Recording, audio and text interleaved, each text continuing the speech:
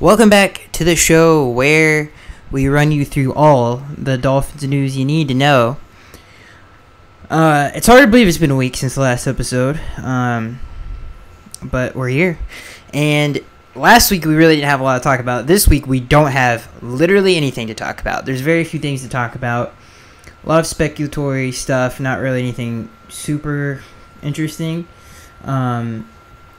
But I thought we would start with this. Pro Football Rumors tweeted, and this is on the team stream if you want to look at it yourself, and it might be the thumbnail of this video, I don't know. But they tweeted who were the best tacklers on the Miami Dolphins. So who had the highest tackling grade on the team for the 2018 season. Number one was, we'll start from, I think there's only four, so we'll start with, four. We'll start with four. Devon Gotcha with a 68 rating. I don't really know what these ratings, how they, add this up or what is involved in this, but this is, this is what they said here. 3 was Kiko Alonso.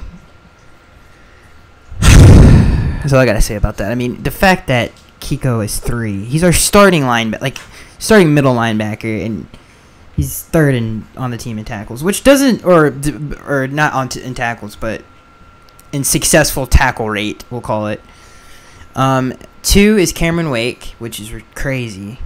Which also, I wonder if they take into account, Kiko obviously he's put in way more situations where he has to bring someone down than Cameron Wake would be. So that's probably a little bit not fair, now that I think about it. And Jerome Baker is number 1, barely edging out Cameron Wake. So he was the best graded and success rate tackler on the Miami Dolphins as a football team. Which for the last, even through the Adam Gase regime, I would, even say when I think about Joe Philbin's teams, they weren't terrible, especially the first year Joe was there, they were not terrible open field tacklers. 2014, 2015, it started to get really bad, but the first year, I think, 2012 was the last year that this team was fundamentally sound as a defense. And we had a good run defense that year. The defense was really good. It was a big part of why we won 7 games with Tannehill as a rookie and everything. And we actually should have won a few more games that year. Seriously, we barely lost. I mean, we lost a lot of close games that year, but the defense was really solid. It was pretty good. It was middle. It was middle. I think it was a little bit. It was average to a little bit above average. That was the last time we really had a good, like I just said, fundamentally sound defense. They didn't give up any busted coverages hardly ever. I mean, everything really touchdown-wise. There was not a lot of big plays. It was a lot of long drives that year, and it had a lot to do with the fundamentals and tackling in the open field and being smart. We had a lot of really good vets on the team at the time, but ever since then, really, we haven't had a good defense. I mean, when you think about the Kevin Coyle years, I mean, most of it was atrocious. You think about the Matt Burke years, most of it was really bad. All of it was really bad. Literally all of it. He holds the record for the 2 worst Dolphin defenses in franchise history. So thanks, Matt Burke. The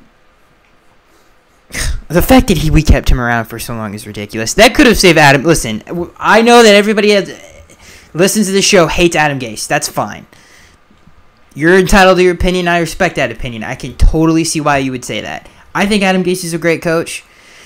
And then you're like, oh, why would you think Adam Gase is a great coach? I think he's a good, and I'm going to say this. If you look at the first 3 games, and I think what Adam Gase said when he was asked, if I'm getting off topic, but I'm going to tighten this up really quick.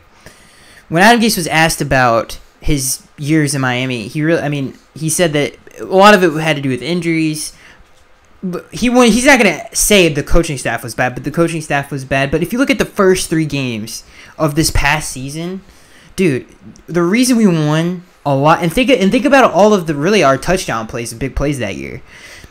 They were all great designed plays. They were creative, they were greatly designed. If we actually gave him a football team to coordinate and call plays for, and that wasn't super limited like that team was, that offensive line was terrible. Seriously bad. He had to and granted, he shouldn't have done it, but he did it. He felt that he had to keep so many people in the block, which he didn't. He shouldn't have done. And that really hurt us on 3rd down. Because we only had 3 people on routes constantly. It was ridiculous. And people got pressure with 3-man rushes. And I mean, just if you know football, you know why that's a bad thing. So yeah, I just thought it's interesting that brought up. Obviously, Jerome Baker is a good rookie and had a really good rookie season. I think one of the best, not if the best moment. Well, second best to obviously the Kenny Drake game-winning touchdown, but was the game-winning pick six against Sam Darnold and the Jets, which was pretty sweet. So yeah, I thought that was an interesting little thing there. Again, some of this is a little ridiculous. Like, Devon Gottschall and Cameron Wake should not be on the same list as linebackers who have to tackle for a living. So, I mean, so do the other two, but they're not put in one-on-one situations in the open field with, like, LaShawn McCoy. So, it's not fair. Let's move on, ladies and gentlemen. This is a quick one. Josh Sitton has retired from the National Football League. This comes from Pro Football Rumors. I'm not going to get into it. We know Josh Sitton, unfortunately, if you look at the preseason and that beginning of the season, and you look at the first 3 games, you look at the first game that Josh played, even though he didn't play very long, the offensive line was really good. It was really stout. It had good chemistry. They were working well together. It would have been one of the better units in the league. Unfortunately, things did not go our way, and a lot of injuries. I mean, Daniel Kilgore went down at the beginning of the year. So did Josh, and that was it. That was basically it for our offensive line. And any chance we had because we struggled in pass protection, mainly on play action, and we really struggled in the running game. So that really hurt us, but he's a great player. He obviously had health issues, staying healthy on the field, but he was a really, really, really good player for a long time. And part of that Green Bay Packers great run that they had before, obviously, everything went to crap. This next news story also comes from Pro Football Rumors. Duke quarterback Daniel Jones met with 4 NFL teams. One of them happened to be the Miami Dolphins. This obviously was initially reported from ESPN and Adam Schefter. Yeah, I mean, we've visited with every quarterback in this draft. So, what does that mean? Obviously, we're doing our due diligence. Obviously, why wouldn't you? We have a hole there. We need the future of the franchise. We don't know. Luke Falk could be that. Probably not, though. Because obviously he hasn't, I mean, we haven't really seen him in action, but there is a reason that Chris Greer has kept him around. I do believe that. There is a good reason for that. They kept him around the entire season last year, too, dude. He survived all of it. So I think there's a reason for that, but we still need the future of this franchise. We're not, obviously the Dolphins do their due diligence. Will they take one in the first round? I don't think anyone knows for sure. There was a report from NFL.com from, who was it? I think it was Daniel Jeremiah, who he said sources of his said that the Dolphins, there's no way they're taking a first-round quarterback. They're not happy with this class. Obviously that's not true, because since then they have been continuing to meet with, quarterbacks. Maybe it's a smokescreen, maybe it's not. There was also a tweet from a Dolphins beat writer and reporter that his name is escaping me right now, but you can go to your team stream if you have the Bleacher Report app right now and look at the tweet. He said that the Dolphins this is the tightest of a regime that he has covered in a very long time, and said there have been 0 leaks. 0.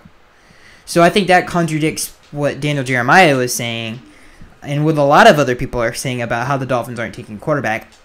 My point is, I don't think anyone knows what the Dolphins are going to do in the first round at all. And I think that's a great thing, obviously, for strategy. So, we'll see, man. I don't think it'll be Daniel Jones, though. That's for sure. I think we'll have a riot in the streets if that happens.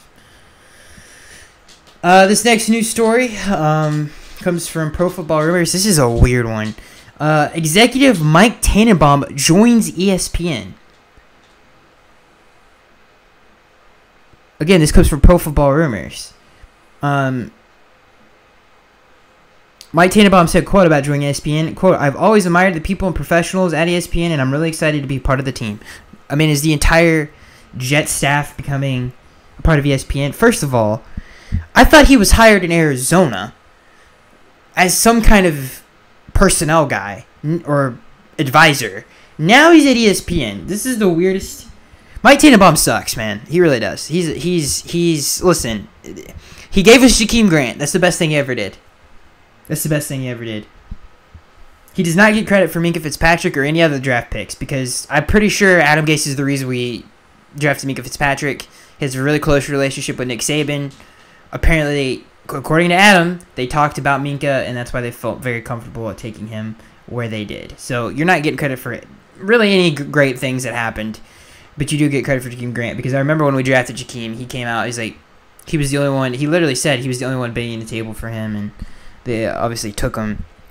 And I feel like Jakeem Grant's going to have a long career as a Dolphin, and I think he's going to get it. Last year, he really was playing very well. You give him a great quarterback, I think he's going to be a very, very good slot player for a long time, and will continue to make plays. Jakeem is a lot better than a lot of people think, dude. He's a deep threat. He's a great run after the catch receiver. He's a good route runner. He's got okay hands. He's dropped some big plays, but he hasn't really gotten a lot of opportunity, so I can't really. Although in practice, that's one of his biggest things. Is especially last year's training camp, he got a lot better at it.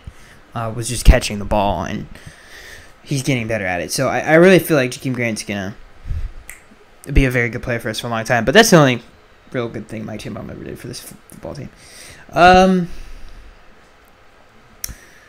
Obviously, the Dolphins have also visited with Tyree Jackson, another quarterback from this class. I don't really like Tyree Jackson. I don't like him at all. He had a terrible Senior Bowl, and he's very inaccurate. So I don't understand why. I know he's got a big arm. He's not very. His start up speed sucks. I really don't know why everybody is up on his balls like that. I really don't understand it. Him and Will Grier. I guess I get Will Grier a little bit, but not Tyree Jackson. I really don't get that. To me, if I was I think he's a fifth, not even a fifth. I think he's a 6th or 7th round pick. That is a project, dude. You talk about a project. That is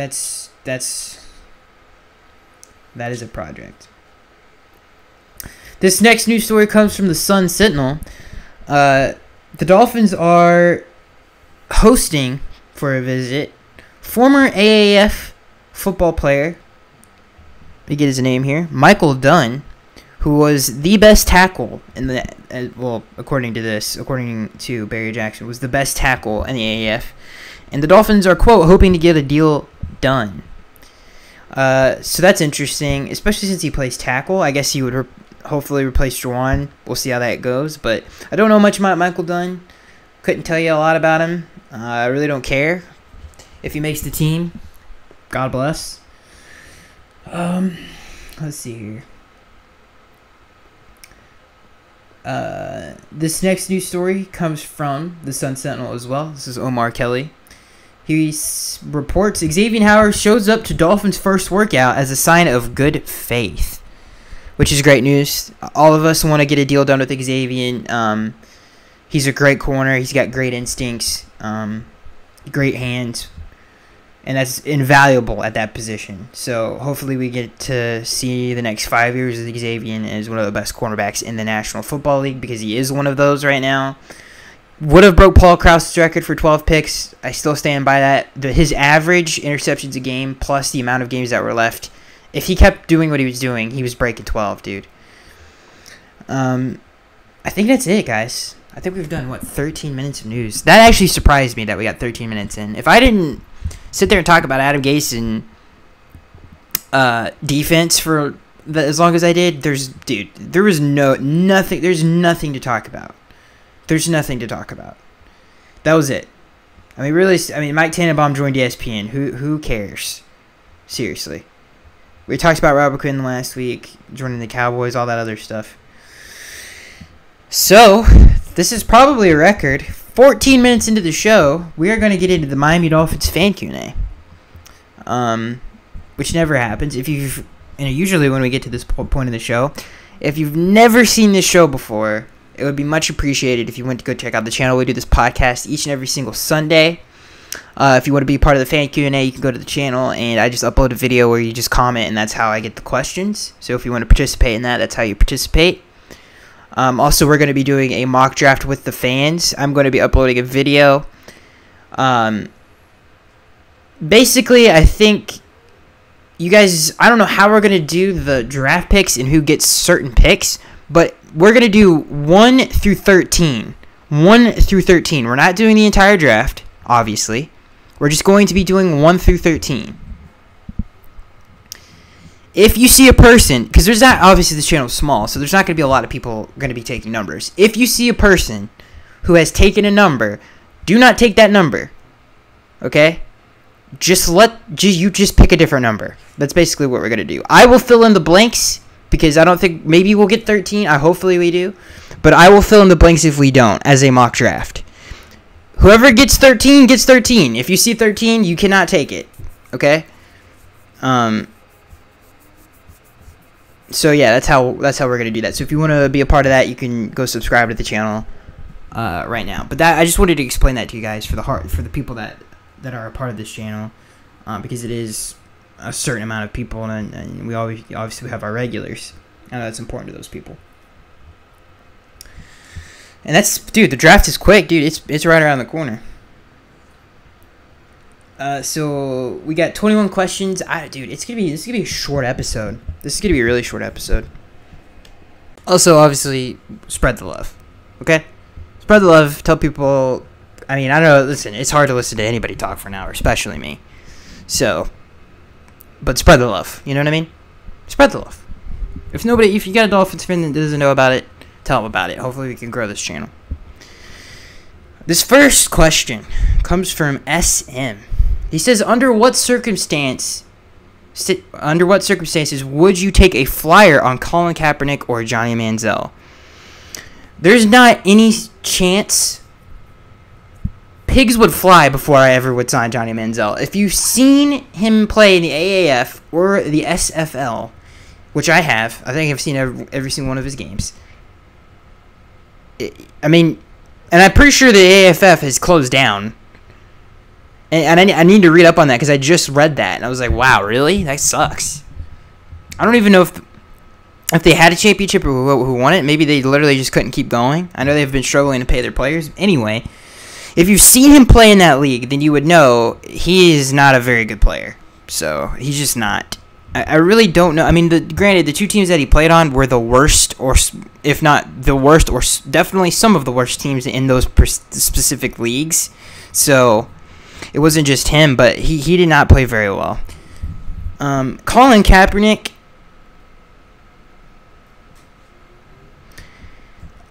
probably not.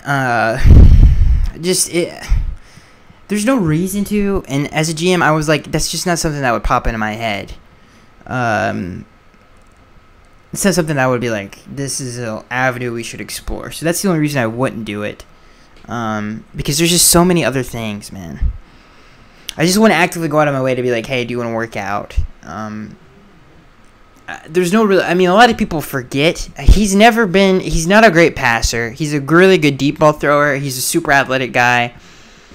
That's about it. He's just not a consistent enough pocket passer.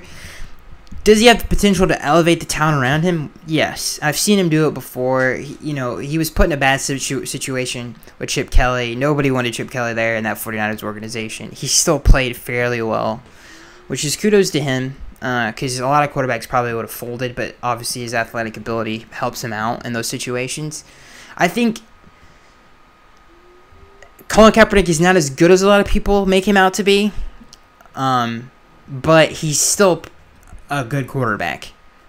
I feel like he has special gifts that not a lot of people have. He has got great arm talent, and he's got great. I mean, athletically, it doesn't get better than him, and that's. I mean, he holds the record for, I think he's second, if not first, all time in the longest quarterback run. I think either Marcus or Terrell Pryor holds that probably, but he's definitely up there. Obviously, had that all-time great game in the Packers. I think that was the NFC Championship game. Maybe I think it was the divisional round, actually. Or maybe it was the NFC Championship game, I can't remember. But obviously that was a great game for him. He's a weird one. There's obviously a lot of baggage that comes with him if you were to sign a player like him. He's very controversial. And especially in a place like Miami, some of his comments obviously will not go over well with the community here or there in Miami. So that's a mixed bag, man. I feel like out of any NFL franchise, this would be the worst for him to go to, just because of all of that. But He's an interesting player. He really is. He is an interesting player. You know, when I see players like him, if you give him a creative offensive coordinator who knows what they're doing, he can be. I think he could be pretty dang successful, because of his talent. But everything else surrounding him really just limits that. This next news story comes from SM. He says, "Do you think Tank?" On our current roster, 6'4", he's a defensive end, 6'4", 270 pounds, has anything left in the tank? We'll see, man. We got a lot of good coaches on our team, who I think are going to elevate the talent on this roster, because this coaching staff is thebomb.com. Okay, this is like the best coaching staff that we've had in a very long time. Is Brian Flores a great head coach? Who knows? But I know everybody else on that staff, including Brian, who has a very bright future. But the people that he has brought to Miami, and people got to remember this, dude. This is a sign of a great leader and a great man. Adam Gase, I think he's an intelligent man. Not a lot of people like him. You look at Brian and the people that he was able to bring to Miami, that hasn't been a thing in forever. I mean, Joe Philbin couldn't do it. Couldn't bring a lot of talented guys here who wanted to come here. Brian did it. He brought Chad, up-and-comer, who had a great career in New England, one of the better assistant coaches in the National Football League. Patrick Graham, he brought from Green Bay, has a really good record of developing linebackers. You look at, obviously, Jim Caldwell has had a great NFL career as a head coach. You know, it's just ridiculous, man. The talent that he's been able to bring here is, Reggie McKenzie, say what you will about Reggie McKenzie, he was a part of building those Packers when Brett Favre was there. He was obviously a part of them turning around for the best season that they had in 20+ years there in Oakland. Winning 12 games. Obviously, that season got derailed for a lot of different reasons. That organization is in a funk as of right now. But, dude, I think a lot of these guys have the potential to elevate the talent on this roster. So you see the guys like Tank. You see the guys like Jonathan Woodard on the team. And I feel like those guys can bring the best out of them. For real, dude. I'm really out of all of the guys on the roster right now, Jonathan Woodard and Vincent Taylor are the guys that I'm looking at. Like, if this coaching staff is as good as I think they are, those two players could be super, at least solid contributors. But they have potential to be very good players, because when Jonathan played last year, he put a lot of good stuff on tape. I say that like I'm a scout. He put a lot of good stuff on your video monitor, okay? I hate when people say tape, dude. I hate that more than anything. It bothers me. But that's something that I would look to, because, dude, Brian, when he's the first day he was in the building, and they did an interview with him when everybody came in for off-season workouts. Obviously they can only really do strength and conditioning stuff, but the first thing he said is so Bill Belichick, and we haven't had someone say this. He said, this is literally what Bill says every year. All we're going to do is focus on the fundamentals and make sure we're building the foundation, make sure we get the basic things down. That is so important, dude.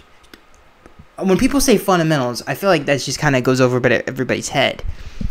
That is one of the most, to me, that's the most important thing. The understanding of how to play the game the right way in the National Football League. Okay? Not in college, where you can really just rely on athleticism. You're just better than, Joe Schmo out here just running past them. Understanding the fundamentals of playing the game of football is so important, dude. It's so important. We haven't had a smart defense in forever. Ever, dude. People are out of their gap constantly. People are missing tackles, bad form. People are in the wrong spot on defense, wrong coverage. Somebody thinks it's cover 3, it's cover 1. Like, that kind of stuff is so important. Technique, all of it, dude. I'm very excited to see what this coaching staff could do. And my point is players like, Tank and Jonathan and Devon, who's still a solid player, can be elevated because of they have really good teachers, and it makes me really excited. Jakeem Grant, Albert Wilson, especially Jakeem, and I think Albert as well, but Jakeem is the one I'm really keeping my eye on. The fact that we got Chad coming in here, and think about the slot receivers that this man has helped develop and coach, dude. You talk about Wes Welker and Julian Edelman, Chris Hogan, like the stuff that he could do with receivers is ridiculous. He has a lot of physically talented and gifted players to work with on this roster, dude. That could be really, really, really good. This could be a really explosive offense. If we could get the lines right and the offensive line right, it makes me excited. It really does. Because there's a lot to mold there into something really special. And one of the things, this is the last thing I'll say about this whole situation about the coaches. And I hope I answered your question, SM.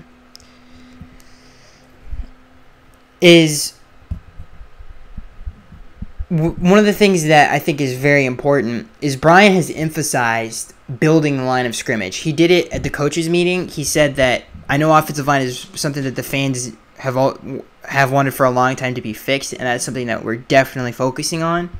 And I think that's very important. And obviously, dude, the fact that someone had to say that is like, well, yeah, dude, no duh. And I feel like coaching, fundamental stuff like that is going to help the offensive line be better. Maybe there's not big names there, but as a team, our execution is going to be really good. And I feel like that's something that has been lacking for this team and for a very long time. For a very, very long time, dude. Just go watch, and this is the last thing I'll say. I know I said that just 2 seconds ago, but there's a very telling video.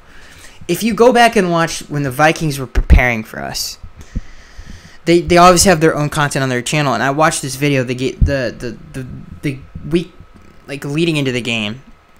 They literally were breaking down how many times we were out of we weren't in the right spots on the defense, and how many times we missed tackles. And it was sad, dude, to see that, to see like this is what we're going to take advantage of, and how like undisciplined that team was. Like all of that should be fixed with this, and it makes me very excited. And players like Tank and Jonathan are going to be, I think, benefited because of it, for sure. This next question comes to Ron. He says, you have an ultimate sabotage scenario for any player to fall to 13 for Miami to draft. Which player is it, and what is the scenario? Oh, man. I think they tried to do it with Kyler. I don't think it worked. I think the pro day pretty much smacked everybody in the face. Obviously, with the things that Charlie Casserly came out and said, I think they tried it. It just didn't work because of his talent. With him being this, bad on the board, bad, all that other stuff. First of all, some of the reads that Kyler Murray made, you can't be bad on the board to go through your progressions like he did. This is not a super player we're talking about. So they tried it with Kyler. I don't think it's going to work, and that's something that's not going to stick. I'm trying to think. I mean, obviously Ed Oliver, I think he's going to drop anyway. But obviously some people have problems with him as some off-the-field issues. So maybe you see Ed Oliver there. Montez Sweat has the same thing with the off-the-field issues. Maybe you see some of that creep in. I've seen actually a lot of mock drafts which are stupid. Him falling so far, which is ridiculous. If we got Montez Sweat, I think he would be perfect for the scheme. Same thing with Ed Oliver. I think he would also be I think Ed Oliver in this defense would be special because we could move him around a lot. Those are the only things that I could really. I mean, I can't predict the future, Ron, but I think those are the ones I would go with. Like, just off the field guys who have question marks there, like Ed Oliver and Montez. There's not really anyone else I can think of that have those issues. Quinnen Williams is the only one. Like, I can't really think of anything that I could say because he's so awesome. Like, when you watch him play, he's like, yeah, this guy's legit. I don't think I could see because the reasons a lot of the Alabama players, especially in the interior defensive line, have never really been taken super high is because this guy's not going to be able to rush the passer. Obviously, when you watch Quentin Williams, he can rush the passer. So those are the only two. Montez Sweat and Ed Oliver, I feel like, are really good who should be really good pros that could fall because of off the field issues, and obviously some of it. For Ed, maybe his health and consistency. Not really consistency, because he's very consistent. But yeah, some of the things off the field, obviously, we'll see. But those are the only two. I feel like, Ed Oliver, Montez Sweat, maybe not the greatest guys, so they say, but are very talented players. I feel like those could be some sabotage scenarios. I hope that's what you're referring to, Ron. It says you have an ultimate sabotage for Yeah. Those would be mine too. This next news story comes from, or not next news story. This next question, I'm crazy, comes from Gamerific. He says, "Do you think we can go to the playoffs if Fitzmagic goes off for just 10 games?" To repeat the question, because I kind of butchered it, Gamerific said, "Do you think we can make the playoffs if Fitzmagic goes off for just 10 games?" Yeah, but the only way that happens is if his offensive line is fixed. So, again, I think people are stupid when they say, "Oh, the Dolphins are void of talent." No, the Dolphins are void of big-name players because you guys don't. It's all these outside of the Dolphins beat writer circle. There's no one who knows this team, dude. They're like, "Oh, there's the lack of void of talent on the." No, dude. There are plenty of talented offensive dude. Albert Wilson, Jakeem Grant. Those are have potential to be very, very, very good players, especially in this scheme. If it's anything like New England, Jakeem Grant is like Edelman on crack. If Edelman could run a 4.3, that's what Jakeem Grant is. That could potentially be. Same thing with Albert Wilson. And DP, a lot of people got upset that I was the one I wanted to get. I was surprised that people got upset when I said, I'm surprised that the Dolphins have not given up on Devontae Parker. That one kind of took me back a little bit. I was like, really? But the things I've been saying about Chad could have 1,000% applied to DP as well. So he's never really had other than Josh Gordon last year, he's never had a player on the outside in Randy Moss that he can work with that's as talented as Devontae Parker. So that's going to be interesting as well. But yeah, do I think that the question is if Fitzmagic goes off? Yeah, but obviously there are other circumstances and context matters. If the offensive line is fixed, the talent that is already surrounding him at the skill positions, when you think about the backfield that he has and the receivers that he has, and the tight end potentially being Mike Gesicki if he reaches his potential, and this scheme is a lot better, a lot of people think, than Adam Gase's, and especially since this scheme caters to the tight end, and I feel like this offensive coaching staff as a whole will utilize him to the best of their ability, then yeah, I think Fitzmagic could happen, and hopefully it would happen on a consistent basis. So yeah, I think we could win 10 games if that criteria is met. Also, I lost my train of thought. This defense I'm excited to watch is because the secondary is talented, and I feel like the coaching staff can fix the front, even if it's not the greatest thing in the world. You look at the Patriots front, it's not special at all. They really lacked pass rush, other than Trey Flowers, who's not a dominant pass rusher. They had players like Dietrich Wise who are not great pass rushers. Jonathan Woodard could be a Trey Flowers or a Dietrich Wise. I truly could believe. They could develop, maybe not a Trey Flowers, but definitely a Dietrich Wise. So that gets me excited for the defense. I'm very excited to see how they perform. But yeah, I feel like if the offensive line is fixed, the talent there is there around Ryan for him to have success. And the coaching staff is 1,000% in place for him to have success. Corporate Gamer This next question comes from Corporate Gamer. He says, "What do you think Sports Illustrated ranking the Dolphins running back core 32nd in the league, even though we have better running backs than Tampa and Oakland?" I didn't see that list. That is ridiculous. That is again. This is what I'm talking about, dude. A writer will look at what everybody else is saying in the media. Oh, the Dolphins are going to be the worst football team because they did nothing in free agency. That's literally what they're basing this off of. And they know nothing about the players on this roster. How the heck can you say that Kenyon Drake isn't a talented player?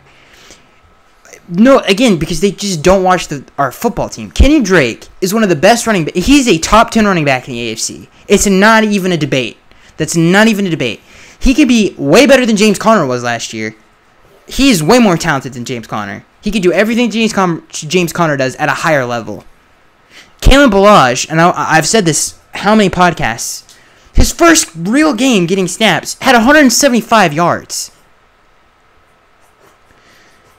It's just because mainstream, like, dude, they go with the wind. Everybody goes with the wind. They don't ever look at a football team, man. Obviously, this running back, our backfield is way more talented than dead last in the National Football League. And even, like, Tampa and Oakland, really not. But Tampa, for sure. They have Peyton Barber and Ronald Jones. Ronald Jones did not look good, but Peyton Barber is a good back. They should not be that low.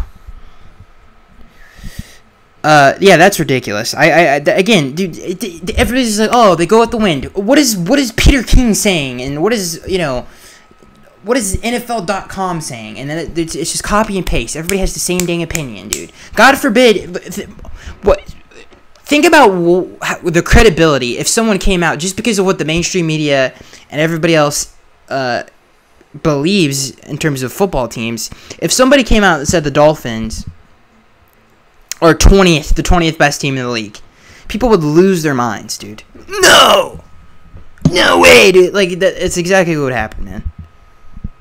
No way, bro. Like, no. It's ridiculous. This next question comes from Ron. He asks, name one player in the draft that if Miami takes will give you the most confidence that is finally the front office to build this team right. Name one player in this draft that if Miami takes will give you the most confidence that this is finally the front office to build this team right. This question comes from Ron. This is a great question. That's why I had to repeat it. This is a really good question. That is a really good question, Ron. I would say Kyler Murray, but that's unrealistic, so I'm going to go with someone that would realistically be there at 13. I feel like any of the D linemen that I named, like Ed Oliver, I'll say Ed Oliver. I think I'll just leave it at that. I think he's better than Rashawn Gary. I think he's better than Montez Sweat. I think he's a second. You could make an argument. It would be very hard to make the argument that he is just as good as Quinnen Williams. I'm not going to say he's better. But I feel like Ed Oliver has potential to be really good. He's very versatile. He can rush the passer. He can stuff the run. You could play him at DN if you really want him to on third down. You know, he's a really talented player, man. I really like Ed Oliver. I feel like that would be... I don't think the Dolphins are going to take anybody that were like, what? I don't think that's going to happen with this team. I think they're just going to take every single time. I think they're going to take really good football players. So I don't think that's going to happen.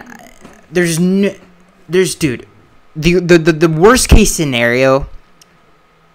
The worst case scenario that this team, dude, if we got Ed Oliver, I'd be very happy. But the worst case scenario would be like Daniel Jones being picked or Rashawn Gary. That's not even a bad pick, but there's still some doubt there. Like, there's still some doubt. I feel like there's some like room for him and all players really, but he's not like a lock pick. But I really can't see them taking anybody terrible. But I think Ed Oliver would be my pick. That would be my my one player that if Miami takes will give you the most confidence that this is finally the front office to build this team right. I would say Ed Oliver or even Jonah Williams or Jonathan Williams. I always get his name mixed up. I think it's Jonah Williams. Like a player like that, that's a really good pick. That's a safe pick, but it's still a great player. You know, you're not banking on him being better than he is, like a Deion Jordan pick. Like, this is someone that's going to come into this team and contribute at a high level. This next question comes from Corporate Gamer. He asks, do you have hope for Charles Harris playing as a 3-4 outside linebacker? No, only on third down. And and the only reason I say that is because he cannot set the edge. He just is, dude. Who was the tight end?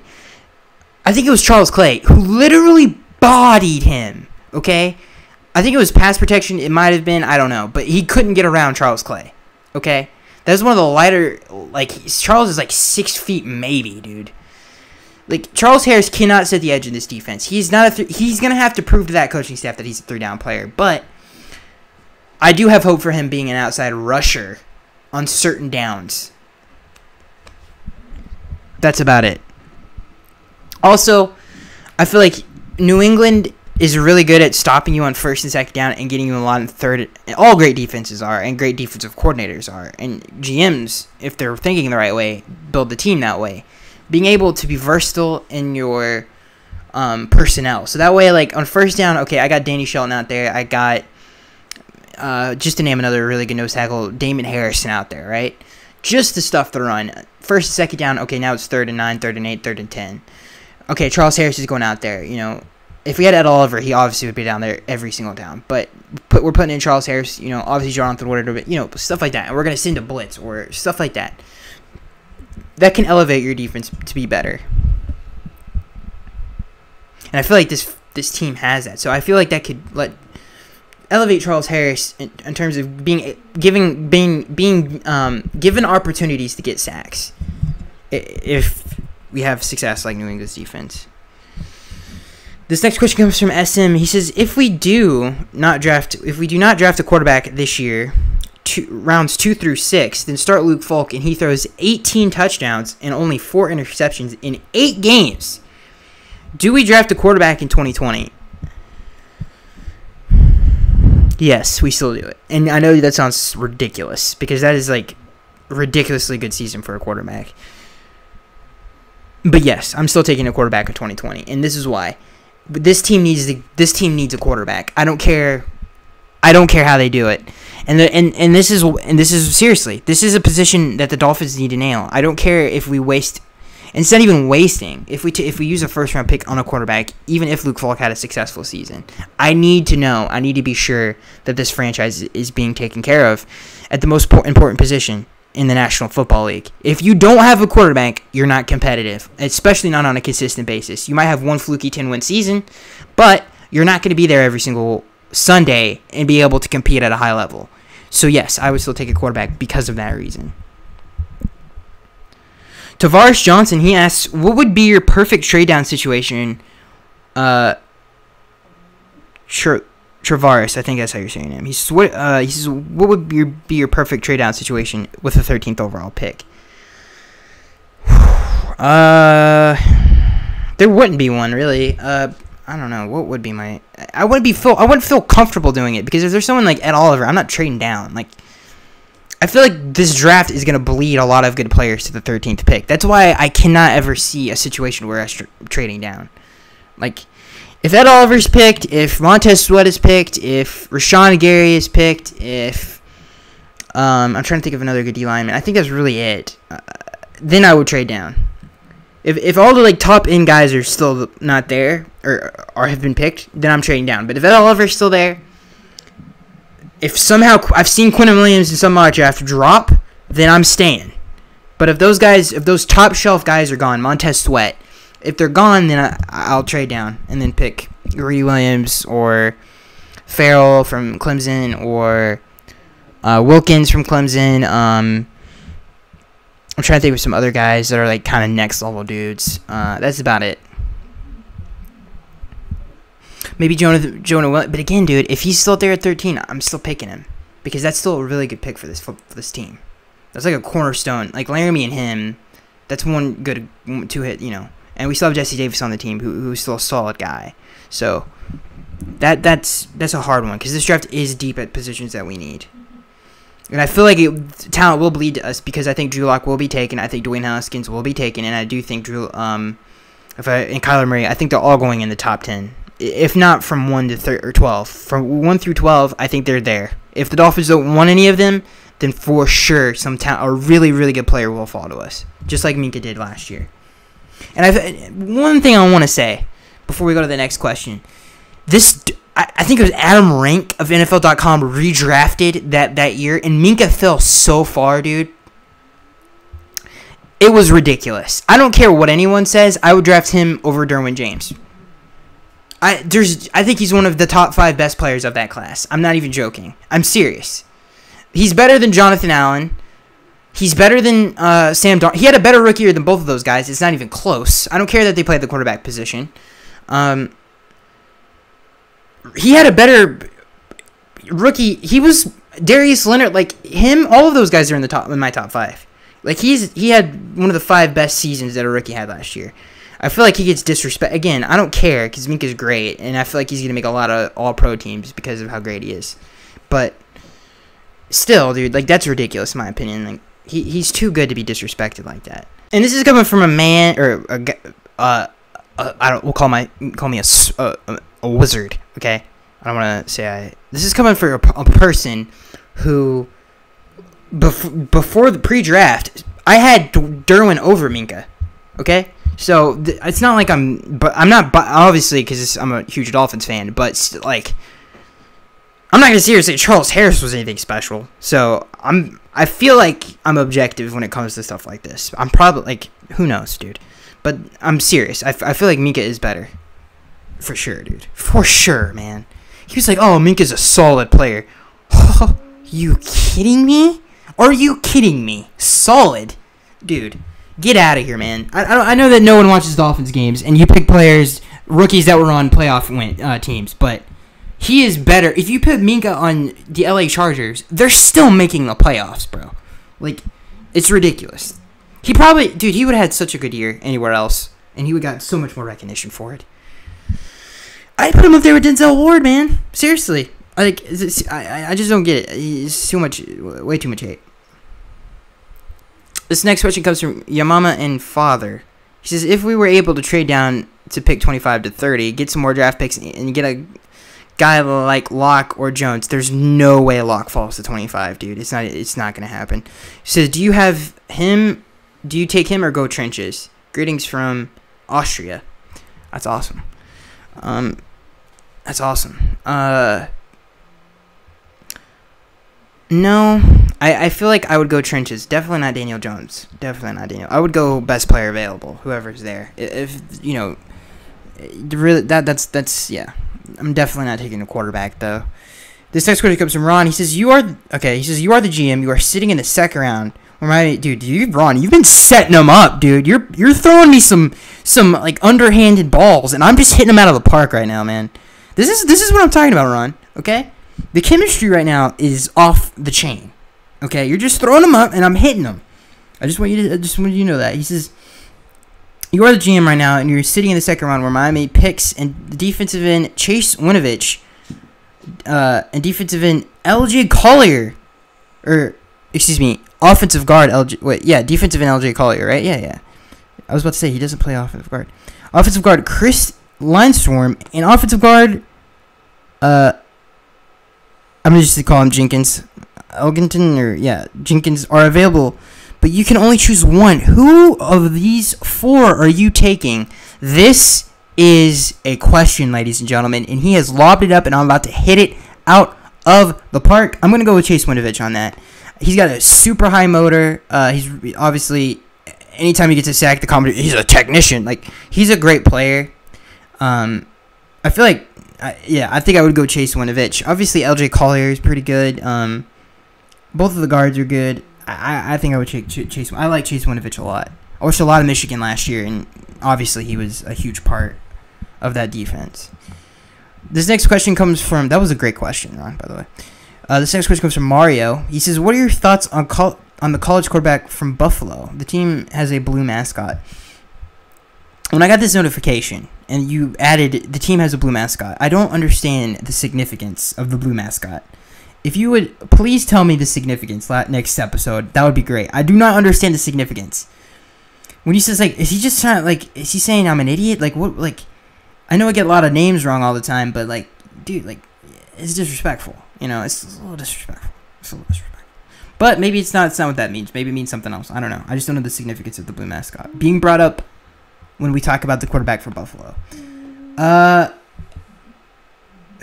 Who the is it? Tyree Jackson plays for Buffalo, right? Who the heck did Tyree Jackson play for? I'm looking it up. I can't remember, dude.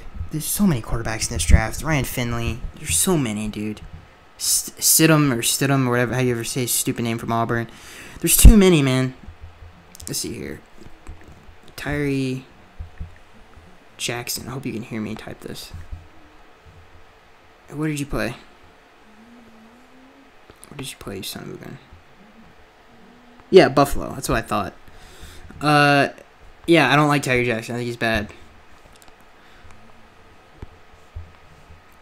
And I want to know the significance of the blue mascot. This question comes from O'Neill. He says, do you think any free agent linebackers... Do you think there's any free agent linebackers that we should pick up? No. No. This next question comes from SM. He says, I know the new staff is on a youth movement, but are you concerned we have made almost 0 moves in free agency? Nope. This next question... No, I'm not concerned at all. I'm not concerned at all. There was really no one out there that I was like, yeah, we need him. Like, in terms of, like, that it makes sense. Like who... Like, Trey Flowers, I feel like even then, like, who... It's like, he's a good piece, but he costs too much, and there's just no one out there. Like, you want us to get Tyrell Williams? Like, who out there really is someone that's going to change your franchise? Like, the situation... There's no one out there that would have made a sense. The only one that would have made sense was Trey Flowers if his salary was less. Because then it just doesn't make any sense. So no, I'm not concerned. I think it was the right move. Corporate Gamer says if like Le'Veon Bell, like there's just so many that's like that just doesn't make any sense. Corporate Gamer asks, he says if the guard Chris Linestorm is in the second round, should we take him? Yeah. Corporate Gamer says, why do you change your mind weekly on who you like better between Haskins and Locke? Dude, I do this. I know. Because it's hard. It's not easy, dude. It's really who do you want to take? Like, man. I love when people criticize Locke, though, because it makes no sense, dude. Like, I've seen some people say, like, oh, he makes bad decisions with the football. The man only threw, what, 8 picks? That's nothing in the SEC when you play for Missouri. Like, that's really... He did a really good job of taking care of the football. Especially on a team like that. Dude, he could have been super reckless with the ball. Especially his style of play. That's, I think, a huge... That to me, that's huge ups. Like, people point out the pick he had against, was it South Carolina? Where he, like, it was a screen, it was raining. Dude, stuff happens, dude. I forget to put the milk back in the fridge. People make mistakes sometimes. That doesn't make you a lesser quarterback than someone. I think that's ridiculous, man.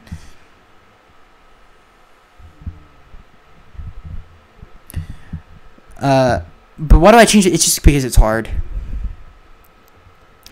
I think Drew Lock is a better quarterback, though. This next question comes from Ron. He says, what are your thoughts on defensive end O'Shane? Not even going to even attempt to pronounce his last name because I'm just going to sound like an idiot. But, dude, people are like, question if I can read or not on this. Dude, go talk into a mic for an hour. It's more me not trying to sound like an idiot than it is anything. It really is, dude. Because there have been times in the past that I've completely mispronounced names, and it's like, ugh, I really wish I could have it back. But you're trying to move the show. Like, it's really fast. Or Justin Hollins and Voshan or whatever the heck, Joseph, linebacker, flying in for visits. Do you think some of these visits are smokescreens or real interest? If I had to bet money, I think this is real, just because of the players that we're talking about. Just doing our yeah, I think we're interested in some way. This next question comes from Ron. He says, which position... Oh, God, I clicked it. God dang it, man. See, this is what I'm talking about, bro. Sometimes you click things, you don't mean to click them. So frustrating. Yeah,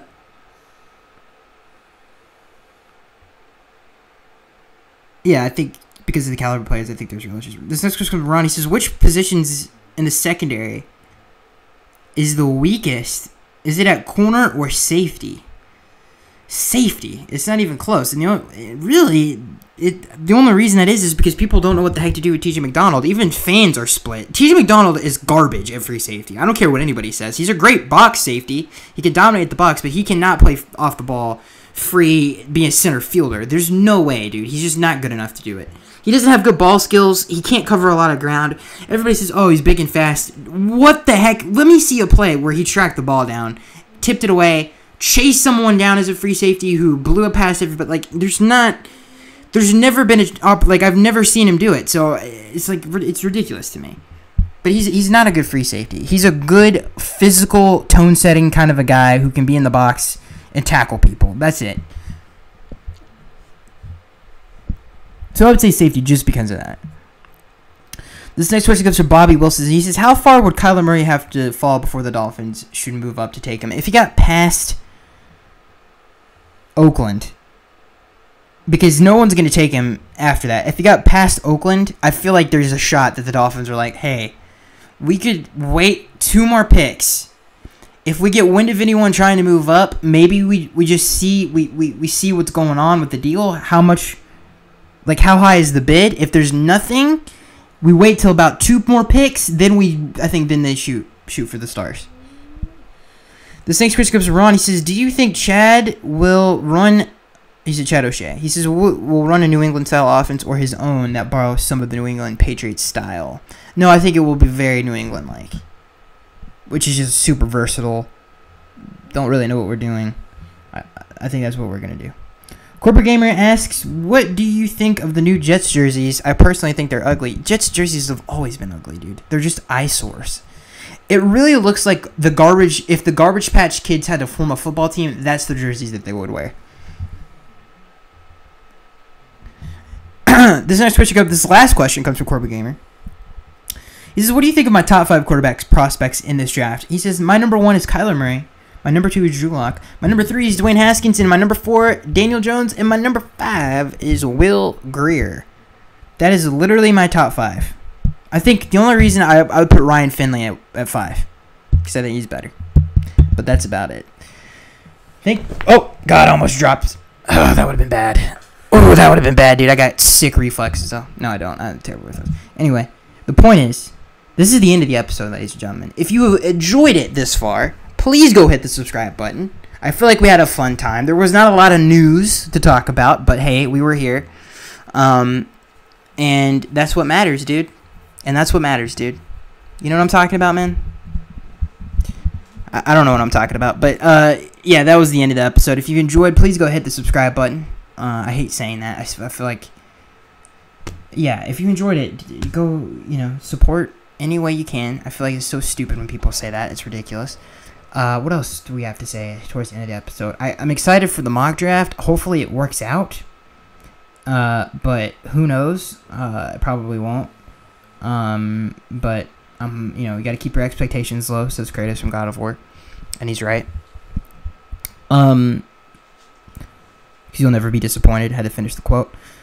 I feel like someone else said that before he did, but that's where I learned that from. Yeah, that's it. That's it, guys. Hope you guys enjoyed. Can't wait to see you next week.